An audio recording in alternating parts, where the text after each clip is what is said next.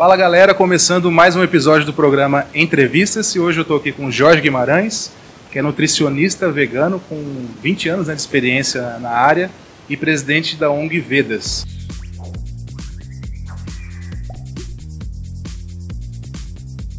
Primeiro, obrigado por receber a gente aqui no seu consultório na Vila Mariana. E eu gostaria de saber, cara, onde você nasceu e como foi a sua infância? Se teve alguma coisa a ver com animais, se tinha veganismo presente na sua infância, como foi isso com você? Eu cresci aqui em São Paulo mesmo, sabe, na capital. Eu sem relação a contato com animais, com natureza, né? Todo final de semana, praticamente, eu saía de São Paulo para um lugar rural, né? Então, um familiar, minha família, enfim. Então, eu sempre tive esse contato e tinha uma experiência diferente que eu vejo às vezes da pessoa que é só urbana, tipo, que nunca viu uma galinha, nunca viu um porco, então tinha esse contato, né, por aí.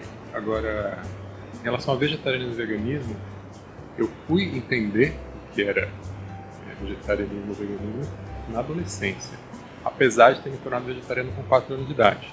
Com 4 anos de idade, eu resolvi que eu não ia mais comer carne, eu comi salsicha até os 8 anos de idade, que meus pais me contaram que era carne, né? E estavam felizes que eu comia pelo menos isso.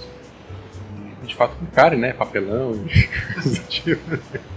Então não é que eles mentiram exatamente, mas não que eu tivesse uma referência disso. Então foi só, passei a infância, adolescência, porque ser vegetariano é porque eu não gosto, não quero e não tinha nenhum argumento em relação a isso.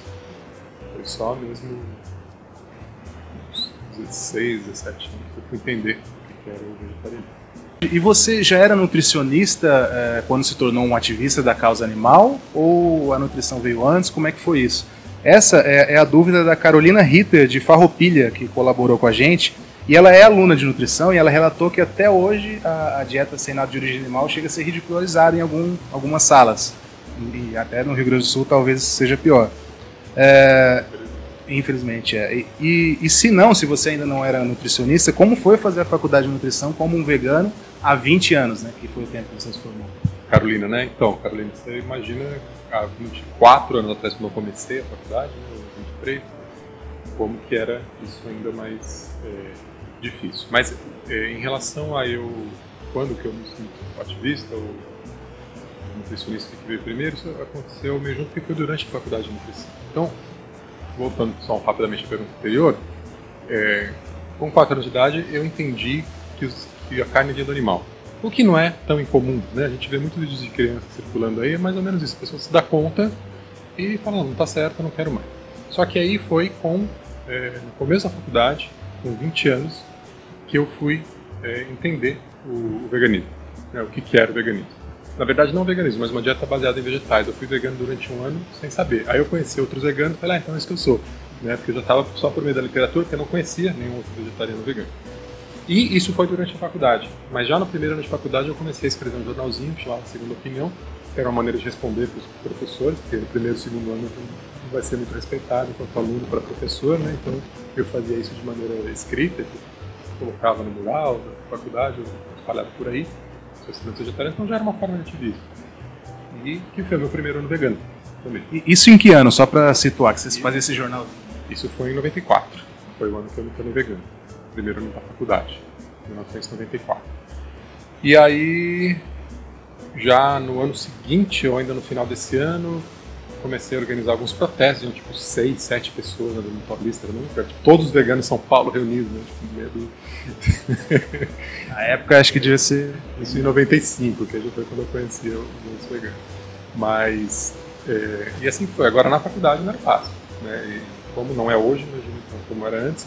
E os professores, no entanto, ali pro terceiro, quarto ano da faculdade, já começavam a se interessar, a ter uma curiosidade por aquilo. Não que aceitassem, né? Mas eu encontro, principalmente, algum professor da época, e eles até colocam de maneira meio que... hoje a gente vê que isso está aí, né, que é assim, né, necessariamente vai ter, mas a gente reconhece que esse é o caminho. Mas, infelizmente, muitos que estão lá ainda não, né? Eles conseguem fazer essa reflexão. Até hoje. Conseguem fazer essa reflexão, mas não faz parte do currículo, né, simplesmente. A gente teve alguns avanços, há uns 5, 6 anos atrás, o CRM3 reconheceu os vegetarianos como viáveis, o Ministério da Saúde, mas isso não afetou o currículo, não afetou a educação dos nutricionistas ainda, né, infelizmente. E na época, até você comentou a posição hoje do CRN3, né, que é o Conselho Regional de Nutricionistas, mais importante do país, e do próprio Ministério da Saúde, que admitem que uma dieta sem nada de origem animal pode ser saudável. Mas na época, que argumento você usava com os professores para dizer que realmente poderia ser saudável? Tinha literatura já? Era literatura estrangeira, né? Então, quando eu digo que eu me tornei vegano ou seguindo uma dieta baseada em vegetais, foi lendo livros estrangeiros, que eu comprava pelo correio. E eles não usavam o termo vegano nesses livros também, né? Da dieta baseada em vegetais, dieta rica em carboidratos, termos assim, tipo o Milbar, do McDougall, que até hoje ainda evitam, né, esse termo, especialmente na época. E assim, por exemplo, a vitamina B12, por exemplo, a gente não sabia sobre a vitamina B12. A vitamina B12 foi ficar mais clara dentro da comunidade vegetariana, mesmo entre os nutricionistas, depois dos anos 2000, em 2004, né, que isso ficou mais claro. Então não tinha o conhecimento que tem hoje para argumentar, mas já havia algum. Existia mais uma convicção do que um conhecimento. Então era ainda mais difícil de brigar. Né? Falar, tem esse livro, esse estudo, do Ministério da Saúde, tá? Tinham alguns, mas não era algo tão consolidado. Como que surgiu a ONG Vedas e como é o dia a dia da ONG e como é a estrutura da ONG? Né? Porque tem ONGs que tem sedes imensas e muito dinheiro e tal, e a gente sabe que as ONGs veganas nem sempre dispõem dessa possibilidade. Como que é no Vedas? Como que é o dia a dia? O que vocês fazem durante as semanas e tudo mais? Conta um pouquinho e primeiro como surgiu a ONG. A Vedas começou em 2006, um grupo de ativistas em São Paulo, estavam participando de um outro grupo que eu coordenei na época, em São Paulo. Estavam insatisfeitos com as restrições que esse outro grupo, restrições na atuação que esse grupo colocava, até mesmo com a filosofia, a linha de atuação, e a gente então fundou um outro grupo, e esse grupo em São Paulo, o anterior naturalmente se desfez, né, porque muitas das pessoas eram as mesmas. Então foi em 2006, e aí em 2009 a ONG se oficializou, vamos dizer assim, registrou, tirou o CNPJ, mas ela surgiu com uma identidade própria, né? Estava trazendo, justamente porque era essa diferença, a gente tem uma identidade e não tem nenhum grupo com essa identidade, né? Precisamos criar essa identidade que eu digo na forma de atuação, né? Em acreditar no abolicionismo, em acreditar em formas de ação, formas de educar, de atingir o público, que são muito variadas, mas existem algumas das quais a gente acredita como prioridades, como sendo mais eficientes, e outras como sendo curadas.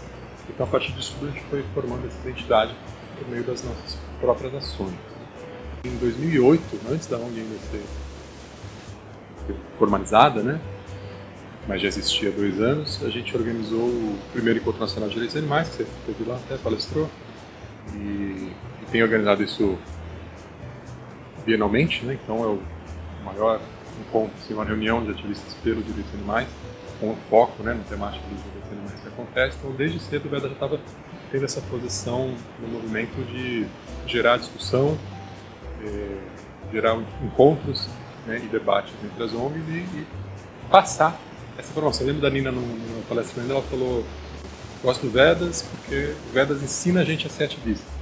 E isso não é porque o Vedas tem um conhecimento e traz, mas assim, se eu organizo, o Vedas organiza um evento onde traz diversos ativistas compartilhando experiências, está ensinando os outros a serem ativistas. Não porque o Vedas tem uma cartilha de como ser, mas porque permite essa troca. Né? E quem falou isso foi a Nina Rosa, né? Que falou Nina porque a gente conhece ela pessoalmente, mas a Nina Rosa, que é do Instituto Nina Rosa, que fez o documentário mais famoso, né, que influenciou aí milhares de pessoas, que é o A Carne é Fraca. Então, o Vedas, ele já teve capítulos, né, braços em diferentes cidades. Isso durou 1 ano, 2 anos, e isso, o grupo ele passa a ter autonomia depois de um tempo para fazer suas ações, claro, seguindo, né, dentro da identidade do que o grupo acredita. E o que aconteceu frequentemente é que esse grupo daí passou a ter, depois de trabalhar dentro dos moldes do Vedas, ou seguindo essas ideias, passa a criar uma identidade própria e é incentivado a criar o seu próprio grupo. Isso é mais legal, eles vão ter mais liberdade. Assim nasceu o Vedas, querendo mais liberdade na sua forma de atuação. E esses grupos locais criam um nome, criam uma forma de atuação que se adeque mais ao perfil dos ativistas de lá. Então ele já plantou essas sementes, né, sendo um grupo em várias cidades e depois tornando-se grupos próprios. Aconteceu no início desse ano em Araraquara também, por exemplo, ficaram 2 anos como Vedas e agora estão fazendo um trabalho com a cara deles.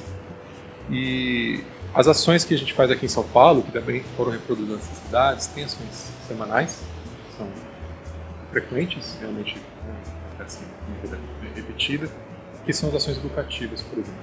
Quando a gente leva vídeos para a rua, é o Vedascart, que é um equipamento multimídia, que leva imagens, né, e a partir da exposição dessas imagens para o público tem oportunidade de refletir, discutir, debater, tirar dúvidas com os voluntários que se colocam ali.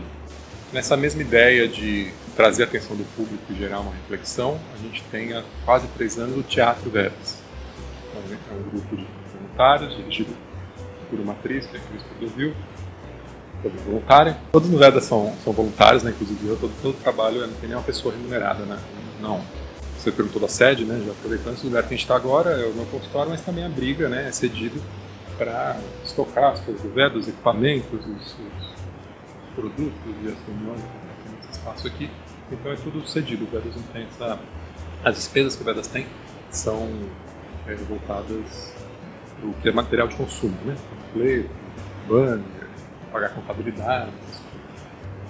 Mas eu estava dizendo, então, o Teatro Vedas também é uma ação que vai para a rua, que pega a atenção do público, tem uma história, né, claro, falando de direitos animais, e também tem os voluntários ali para trocar informação, tirar dúvidas desse tipo.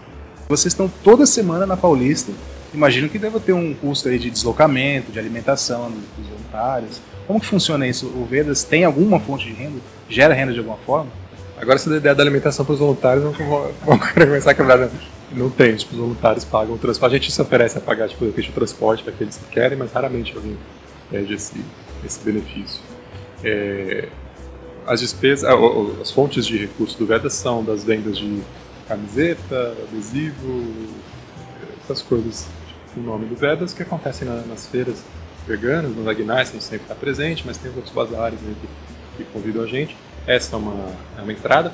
Tem no site lá a opção de doar, a gente tem 12 doadores fixos de R$30. Pode falar o site.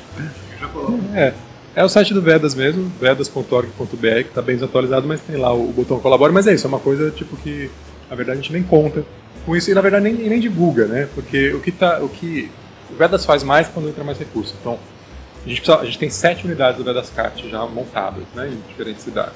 Então, precisa montar uma unidade nova, a gente faz uma campanha específica para arrecadar dinheiro para aquilo, que a pessoa sabe para o que ela está doando. A gente não está precisando de mais um Vedascart, e o dinheiro que entra está pagando a nossa contabilidade e os folhetos, então ok. Né? Mas, claro, todo mundo quer fazer uma reserva, porque amanhã a gente pode precisar ir para Brasília, e aí tem que comprar uma passagem aérea e não tem nenhuma reserva. Então, o que vai entrando dos produtos meio que gera essa reserva também. Mas é claro que a gente pode fazer mais, tendo mais recursos. Né? Essas doações elas são bem-vindas, só que não é o foco da ONG. A gente já está com as mãos bem ocupadas com o que a gente tem. Né? Se a gente pudesse crescer de fato ao ponto de vamos ter 2 funcionários, 3 funcionários, para colocar nas ações, ok. Né? Mas hoje o Vedas não é uma ONG que foca em ter mais recursos, em crescer nesse sentido, né? Porque a gente tem a estrutura cedida pela Nutriveg, né? Tem os voluntários que cedem o tempo deles. A Nutriveg é o consultório do Jorge, né? Pode falar o site também, porque certeza que alguém aí vai querer se consultar e tudo mais. É nutriveg.com.br, é o primeiro consultório de nutrição vegetariana aqui no Brasil. Qual foi o caso de maior impacto que você atuou diretamente, que você se lembra, assim, que foi um marco na causa animal? Difícil essa pergunta, né? Porque são tantas questões, mas relacionado à vivissecção, por exemplo, em 2006, no primeiro ano de atuação do Vedas, 2007, na verdade, já com quase um ano de atuação, o Vedas conseguiu fechar o primeiro local de dissecção. Era um curso de dissecção que acontecia em Goiânia, em Anápolis. E eu acho rica essa experiência porque assim, o Instituto Ana Rosa recebeu uma denúncia, isso foi passado para a gente numa reunião, a gente contactou uma advogada que era de outra ONG, né? E a partir desse trabalho conjunto, um jurista também que ajudou a escrever a peça que a gente levou para lá.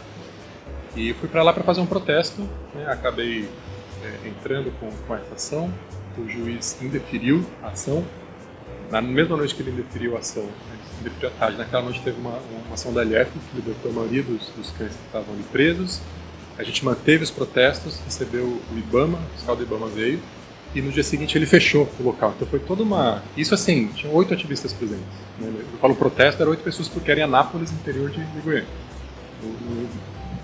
numa área ainda rural, né? Que era o frente ao hotel das casas, onde estavam os animais. Então, eu digo, apesar de ser, além de ser uma primeira conquista, né, na recepção, bastante significativo, esse curso já acontecia há 11 anos, né? Eram 200 animais que eram mortos por edição do curso, que era semestral, de laparoscopia. Também teve toda uma troca entre as ONGs. Então, uma ONG recebeu a denúncia, passou para outra, contou para o advogado para outra, teve um jurista que ajudou, a gente foi sem saber exatamente o que conseguiria, a LF apareceu, não sei de onde, e realizou a ação. Então foi muito bonito, né? Foi muito rico. O que vem pela frente, Jorge? Eu sei que vai ter o ENDA, né, que é o Encontro Nacional de Direitos dos Animais, em 2018. Você já deve estar preparando isso. Tem alguma outra coisa que o Vedas vai fazer esse ano? Se é que pode se falar alguma coisa? Ou é a rotina mesmo de toda semana na Avenida Paulista? Como que é? O planejamento ainda numa fase, ele vai ser mais para o final de 2018, né? Então costuma ser um ano antes esse comparativo, desde os convites dos palestrantes, de anúncio e tudo mais. Então ele está um pouquinho mais para frente, falta aí mais de um ano, né? O Nacional de Direitos dos Animais. A gente está nesse momento buscando retomar a frequência que a gente tinha antes na rua, que ela reduziu nesse ano, né? Ela está reduzida. A gente está aumentando, né, a nossa presença online, tem um projeto que é o Verdade Carnal, ou Questão Animal, esses dois no Facebook chama Verdade Carnal, no site é o questãoanimal.org, a gente tem um alcance de 2 milhões de pessoas por semana, né, onde a gente coloca notícias, imagens, provocações, né, à reflexão sobre direitos animais no Reino Unido. E tem a questão acontecendo em Brasília da vaquejada, que o Vedas está desde o ano passado bastante presente, então isso ainda está tomando bastante tempo. A gente está agora na Procuradoria-Geral da República, pedindo que eles aceitem o nosso pedido de inconstitucionalidade, para eles levarem isso adiante para o Supremo. Enquanto isso, tem outros 9 projetos de lei somente relacionados à vaquejada acontecendo.